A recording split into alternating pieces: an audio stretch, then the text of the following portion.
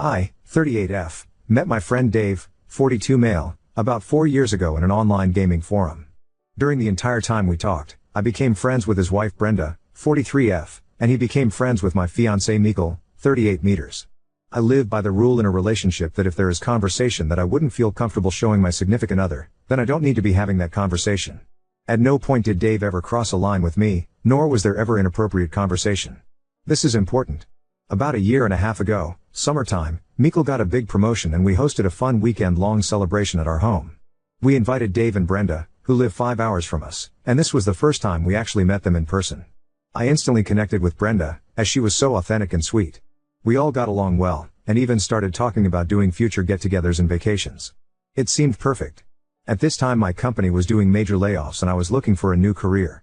Brenda has worked at a remote company for over a decade and recommended I apply. After a few intense interviews, I was hired. Quick side note, Dave had been injured in work-related accident that had gone to court. He sued and won. He was permanently disabled because of the accident and can no longer work at his profession. That, along with a large life insurance policy from his parents, he is financially set for life. He stays home and raises their daughter Leah, 5, while Brenda does her remote work from the house as well.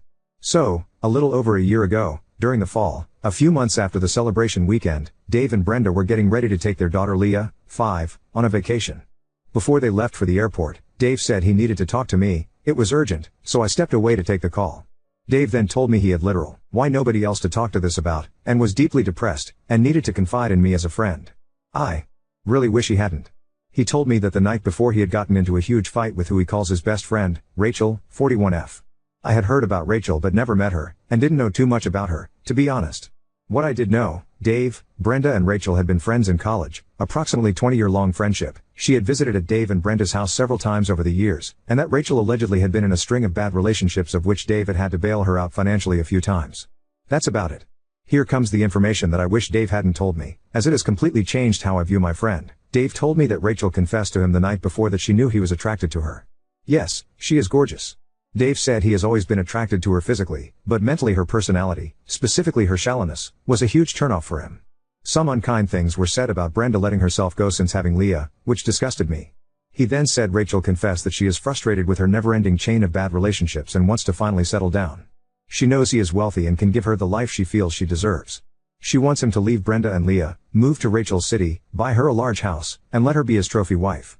I choked back a laugh at this because I literally thought it was a joke. Seriously? She admits to not being physically attracted to him, okay, who says things like that? But knows she can satisfy him and he can give her the lifestyle she deserves. She just demands that he has to completely cut off the life he has now, including all friends and family, and be with her. What is worse, Rachel has been planning this for literally years. Sitting in their home, eating their food, drinking their wine, holding Leah, laughing with Brenda, all while planning this. I was floored. I asked what Brenda thought of all this. He said he didn't tell her. I asked him how Rachel took it when he told her to F off. He said he didn't. He doesn't want to lose her as a friend and he even considered her proposition. I felt sick. I told him I was shocked, and to me, even if he decides not to take Rachel up on it, this is a betrayal to Brenda. Dave explained that while his and my conversations consisted of gaming, stupid memes, and planning potential couples vacations, his conversations with Rachel were emotional and raw. They spoke for hours on end, every single day, while he was caring for Leah, and while Brenda was working in the next room. Okay, you stop. He asked my opinion, and I told him he has two options, either leave Brenda, or completely break off all contact with Rachel and focus on his marriage. But since he asked, in my opinion Brenda needed to know. Especially since she considered Rachel a friend, and knowing that Rachel wants to screw over Brenda and Leah. Seriously, typing this disgusts me. After the call ended I told Mikkel about it. He was as shocked as I was, but asked what I was going to do. I just sat there trying to digest what I had just heard. Dave, Brenda and Leah went on their vacation. During this time we didn't communicate. When he got back he told me that he had cut Rachel off, but refused to tell Brenda about it. Okay, fine, whatever. I don't agree with his action to not tell her, but it's not my life, not my relationship. He asked for advice and I gave it. I told him that in my eyes, he had betrayed his wife, whether physically or not, and I still felt that Brenda deserved to know. Almost immediately I felt myself pulling away from Dave. My image of him was damaged. When I interact with Brenda online for work, I'm professional and friendly, but it's painful keeping this secret. However, as time passed I began to think that perhaps this was over. Dave had just made a stupid mistake and was just thinking about what could be. He didn't actually leave her, right? And most importantly, he cut Rachel out. Dave and I began talking a bit more. I actually thought maybe things can go back to the way they were. Since didn't actually physically cheat, maybe it's best that Brenda doesn't know, for her own mental health and happiness. Maybe we can move past this. So many thoughts going through my mind. So many ways of rationalizing this. The mental gymnastics were Olympics level impressive. Then about a month ago he drops the bomb. He tells me that Rachel and he are talking again. She allegedly begged him for forgiveness, and cried that she is going through another horrible breakup and needs his friendship, or else she doesn't know what she might do. He said he is going to keep her at arm's length, but she needs him. He will just be there for her a little bit, but it won't be like it was before. Oh holy night. To my chagrin, love that word, as the weeks pass he begins to mention her more and more. I tell him I don't want to hear about her, and when he keeps going I finally snap and tell him not to mention her to me at all. I'm so pissed that he is talking to her again, and that he doesn't care about how me knowing this is putting more guilt and strain in my mind, especially when I have to interact with his wife. It's completely unfair that he told me about his situationship with Rachel, knowing that I consider Brenda a friend, and that we work together every day. I've begged him to tell Brenda about it. She has the right to decide if she wants to stay. And most of all that he is actively still friends with a woman who wishes hurt and pain on his wife and little girl. How do you sleep at night, sir?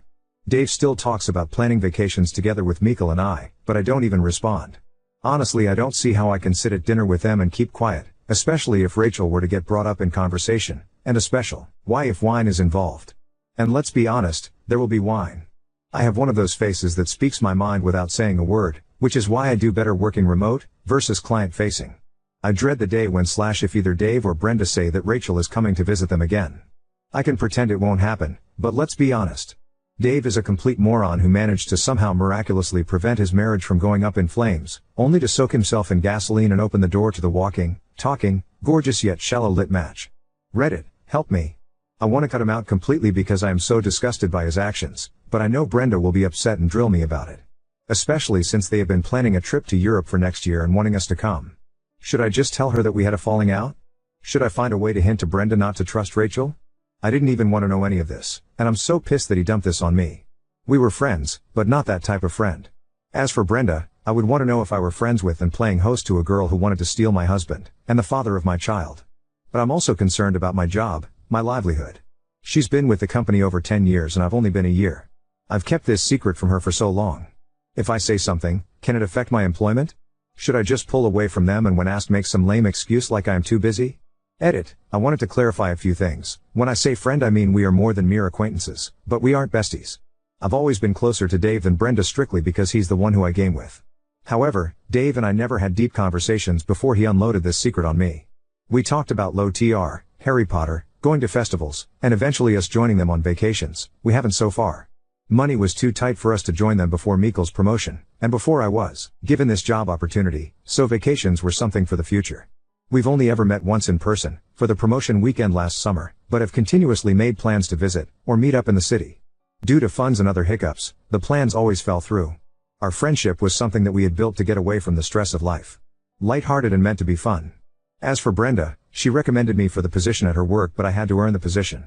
She isn't my boss, but she definitely has seniority. Before the conversation with Dave, I had high hopes for Brenda and I becoming closer and us all being good friends down the road. Unfortunately, since this happened last year, I have kept my distance and didn't nurture my relationship with Brenda. I have no proof. The conversation where he told me everything was over the phone, and I didn't record it. Plus I'm in a two-party state, so I think I could get in trouble for that. If I tell Brenda it will be my word against his. And if she goes to him, he can deny everything, or even try to spin it against me. This is where I worry it could affect my job. My job is my biggest concern at this point. I do not want to lose my job. I don't want my job to become awkward. I would love to be able to give Brenda a heads up about the situation, but also I can't afford to lose my job. I cannot stress this enough. If I knew I could warn her without harming my own situation, I would. It may sound like my mind is made up, but it's not. I just wanted to add those for clarification and hopes that there is something that can be done. Update 1. I mentioned that I would wait until after Thanksgiving to make my decision as I didn't want to ruin the holiday for Brenda and Leah. During that time I decided that if I lose my job then it would suck, but I know I can get another. I have to do what's right, and what is also best for my mental health. Yesterday with Mikkel's support, I sent out a group message to Hem both saying hope you guys had a happy Thanksgiving. To my surprise Brenda replied with yeah not so much. I asked what happened, and she said that Rachel's mom was in the hospital with pneumonia and Dave went to be with her for moral support, and that she was left hosting alone. Dave didn't reply. Mikkel told me that this was the perfect time, and he would support me whatever I chose to do. So I sent I'm amazed how forgiving you are Brenda.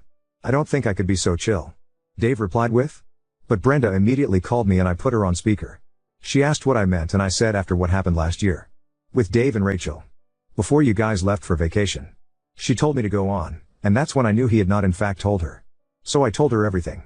I also told her I was sorry, and had tried to convince him to tell her, but that I didn't know if anything more had happened, so maybe there is a chance to fix this. I told her that since Rachel was back in their lives, I assumed they moved past it, maybe since they've been close friends since college. She seemed eerily calm, and said something like, "Oh no, Rachel never went to college. She met Dave online about 10 years ago. She's never been to college or even had a real job." She asked if there was anything else. Read it, I started freaking out, lost any remaining confidence I had, and told her that the reason I hadn't said anything was because I didn't have any proof, and since working with her I had been worried to say anything about it because I didn't want to risk my job, but not anymore. I was spiraling. Brenda said she had to go and hung up. I just sat there feeling sick. 2 whole hours later Brenda called me back. Some of you called it. When confronting Dave and Rachel, they told her that I had actually propositioned him, and that I was jealous of his and Rachel's friendship, and I wanted what Brenda had. I started shaking and crying. At this point Mikkel interrupted her, and said he had heard parts of the original conversation. Not all, but enough to know that what I had told him afterward was the truth. She tried interrupting him but he cut her off. He said that this had been tearing me up and he was sick of it. He wished her the best, and hoped she could remain professional at work, but after this call he wants Dave out of our life for good. Then he hung up. About 30 minutes later I got a text from Brenda. She apologized for us being dragged into this, said she's mortified that I know, and says Mikkel didn't let her finish. She was just telling us what they said, and then she drops this epic bombshell. She already knows what's up, and has since last year. She just had no idea until then that I knew. You'll get cookies if you call that, BTW. She says the way he acted last year on the vacation, like a heartbroken lovesick puppy, was a huge red flag, and she felt deep down something wasn't right with him and Rachel. As soon as they got back home she started digging, looking through his computer, his phone, and iPad. It's not just Rachel, there's more. She's the only one he's met up with. None of the others wanted him in person, just his money. I asked if she's okay or if she's worried about Dave coming back, but Brenda said she already has a lawyer and has been spending the past several months getting her affairs in order. She was going to give him the divorce papers after Thanksgiving, but with him abandoning them like that, she instead took advantage of his absence to change the locks and start packing his stuff. My information along with her lies just made it easier for her. This chick is so much more badass than I knew. I don't know if changing locks is legal, but good for her I guess. She apologized again for Dave and I told her I was sorry I didn't say something earlier. She told me that if she didn't already know about Dave, and hadn't read a lot of our messages, which she said were pretty boring, ouch lol, she probably wouldn't have believed me. It was an impossible situation. I told her that if she needs to talk we are here. If not, then I'll just be her coworker. Now on to second story. Wife insists on conversion therapy for our son, oblivious to its harm, and I question staying in a marriage that threatens him. My wife, 44F, and I, 45 male, have been married for 14 years. We have 2 kids, a 16-year-old son, let's call him Noah, and a 12-year-old daughter. We've had our fair share of disagreements over the years OFC, but things have generally been smooth between us. Now for the context, Noah came out as gay about a year ago.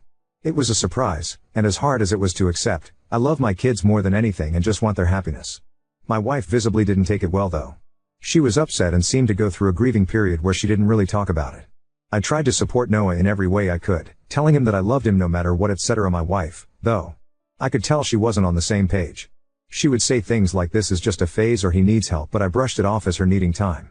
Fast forward to last week, and we were having a conversation about Noah's future. Out of nowhere, my wife casually mentions that she's been looking into conversion therapy camps and thinks it might be the right solution. She said that Noah isn't truly gay, that he just hasn't been shown the right path and that this could fix him. My blood ran cold. I was in shock.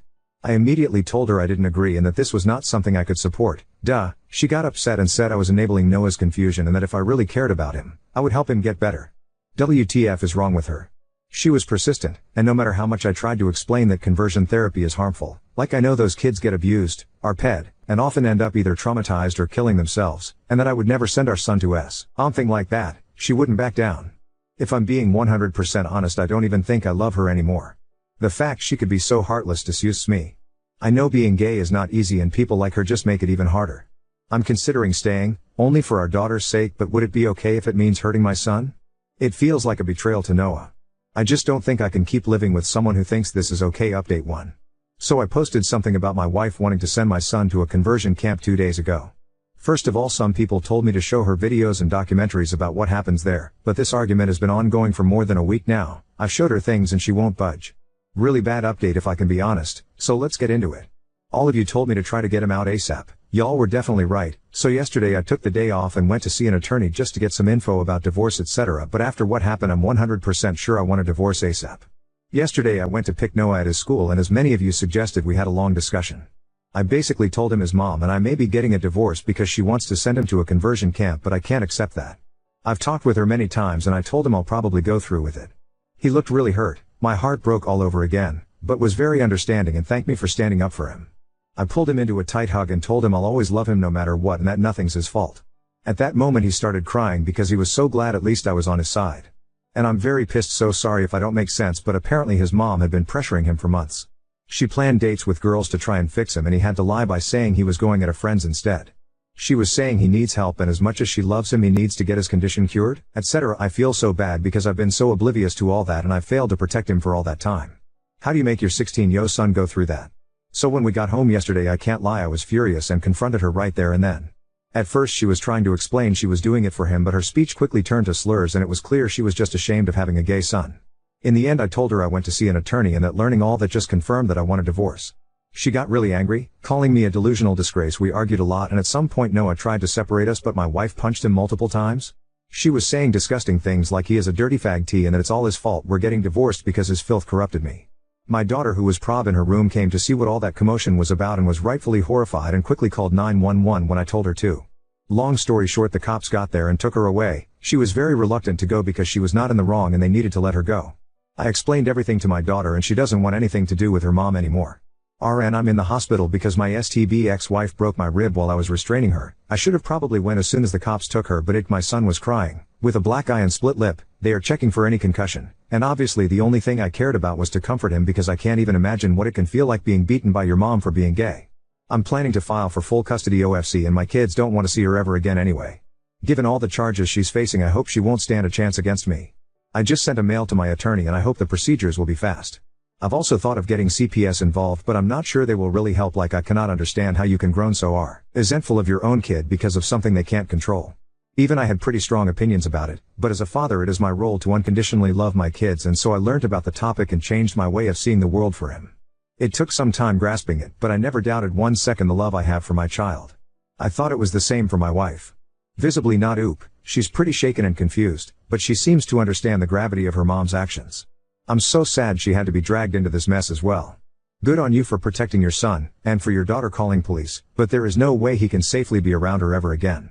Oop. We've got a house that is under both our names, and he didn't have a prenup. People have been telling me to change the locks and throw her stuff out, but I just don't know if I can do that. If I can't I'll either go back to my parents with the kids or rent an apartment in the meantime. Update 2. The kind words were overwhelming. To all the trolls saying this is fake, God knows I wish it was. Maybe I didn't make much sense because I was extremely shaken, so I apologize if that's the case. Now, for the update. It's been difficult ever since, but don't worry, this is not a bad update. First of all, I was able to get an emergency custody order.